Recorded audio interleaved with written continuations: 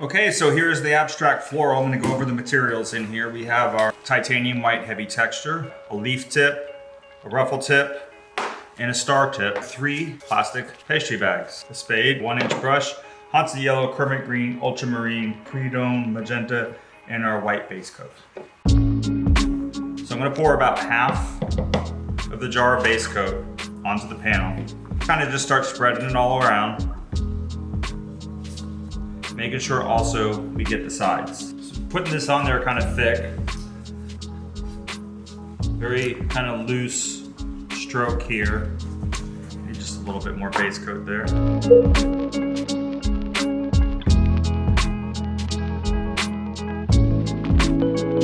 little bit of yellow on there.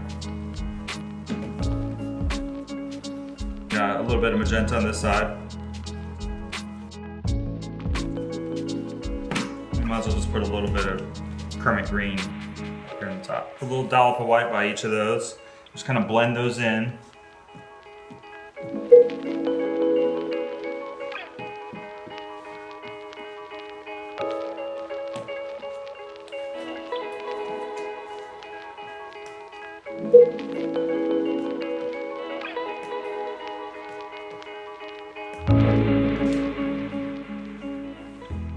Got a little bit darker than I wanted there, but like I said, we're gonna put some more white on in the end.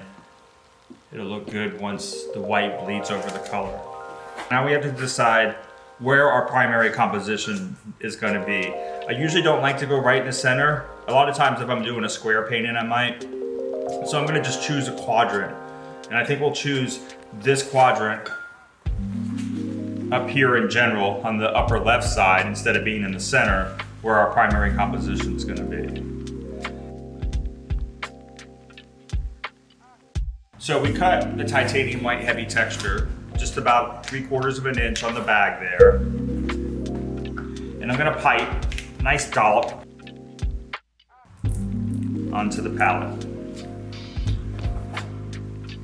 And what we're going to do, start the foundation with some greens, because imagine it like foliage. We're going to make a little bit of ultramarine to kermit, which should make it a little bit darker.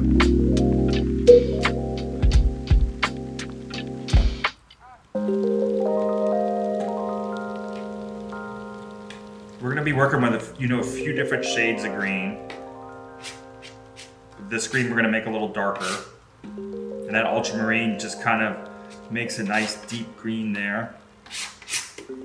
Put just a little bit more ultramarine in there.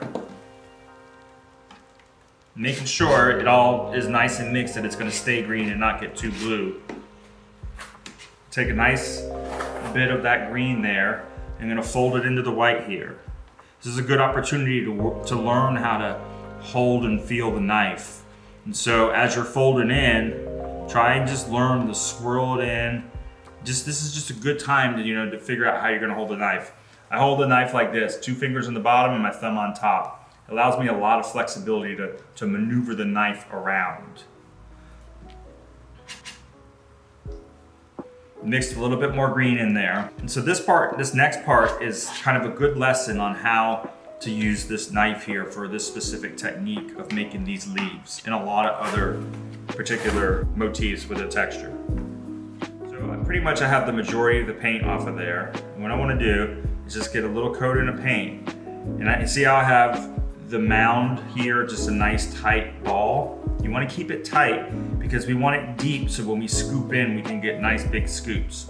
And a good practice is trying to just make this little hill, this smooth hill, like this. And then what you're going to do with this is, once you learn this movement, you can see I'm just kind of troweling it over, not going in, not pushing it. It's just trying to learn to just smooth it over just like this. And then once you kind of master that feel, just keep practicing before you put more green in there. This final layer of green, we want to pull this out on the knife. This is where you're going to see why it's good that it's deep. I'm going to scoop it in and pull it out. And you see here, I have this really nice dollop.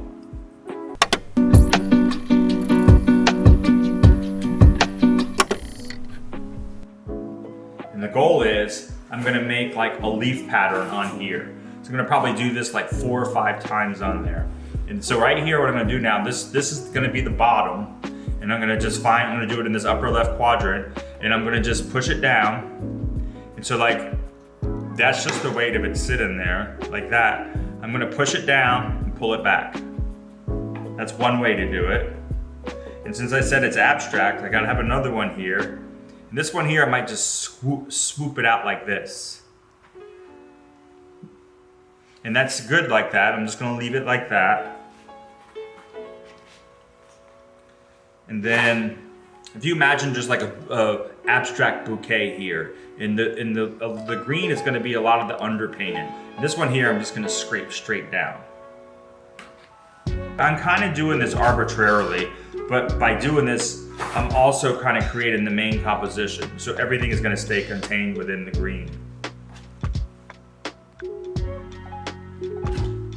Push my green over the side over here, because we're gonna start mixing other colors.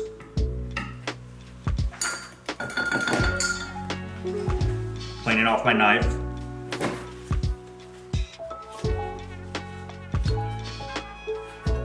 So I got all the green off, and I'm gonna make kind of a warm red rosy color. So I'm gonna take a little bit of the magenta, a little bit of that white base coat down there, just for like a mixing color. Or you can use the texture. I'm gonna put a little hints of yellow down here. So it's very vibrant pink magenta there, but this yellow is gonna warm it up. Nice warm pink. Still pretty vibrant, but we're gonna add some more white, tone it down a little bit. Kind of an orangey pink there. I think that's looking pretty good. So we're gonna leave that there. A lot of these flowers, each one I'm gonna do at least 3 larger flowers. I'm just gonna pick some random areas to put them in. And these are kind of some of the bigger ones. And so I'm gonna choose maybe this spot, maybe this spot, and maybe this spot. And this is kind of the cool thing about working with our texture bags is you can pipe the paint right on here. And so this is kind of an abstract swirl. It's gonna make this nice little dollop right here, and right here. And then I'm gonna take this nice rosy warm color, and what we're gonna do is we're gonna smear this down and make a spiral. The key to getting this is to try and get it in 1 to 2 strokes. So I'm gonna go like, it's okay to practice where the movement is gonna be. So it's gonna be like this. I've got a good amount of the color we just mixed, and I'm gonna swirl it around. That's perfect, actually. I like that one. Sometimes you don't know how they're gonna come out, and that one came out pretty good. So I'm gonna do it with all 3 of them now. I'm gonna do this one next. I'm kind of using the heel of the knife to get a nice spread, and then by the time I'm finished, I'm swirling out on the top. So that one got a little smaller, but that's okay. I have some paint on here, and I'm gonna just swirl it around there. But this one right here, I'm gonna do the same thing.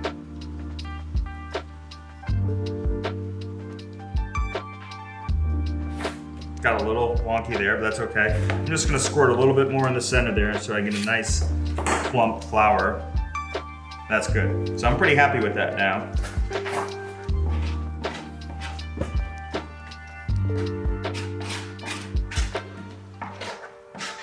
Just using the paper towel. Sometimes I dip it in there and just to clean off. You can use a rag or whatever you need to clean off your palette knife. The next one we're gonna do, this ruffle tip here, and it has this nice kind of half circle shape. And this one makes kind of a cool flower. Go ahead and pop it in the bag, and the key here, all these bags always have a seam on each side. And a lot of the tips, whether if it's this leaf or this one, I try to make sure that the ends are in line with the seams.